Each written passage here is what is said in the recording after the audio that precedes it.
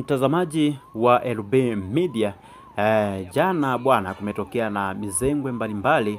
Wanasema dabi haina kipengele mtaani, labda uje nacho wewe.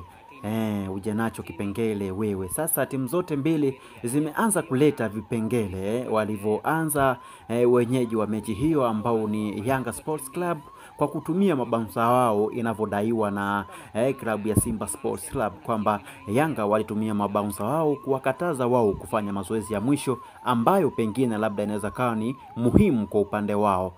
Lakini sasa nao Simba waliweza kutuma barua ya moja kwa moja kwenda kwa bodi ya ligi ya Tanzania.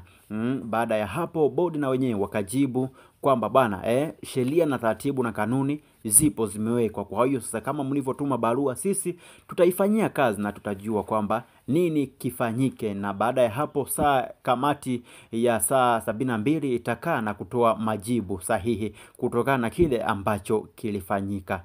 Nao baada ya hapo Yanga nao wakatuma barua yao kwamba kuwataarifu umma, kuwataarifu wananchi kwamba jamani, mechi ipo kama kawaida, tunaomba mhudhurie uwanjani na mechi itachezwa. Mechi itachezwa, muwepo uwanjani.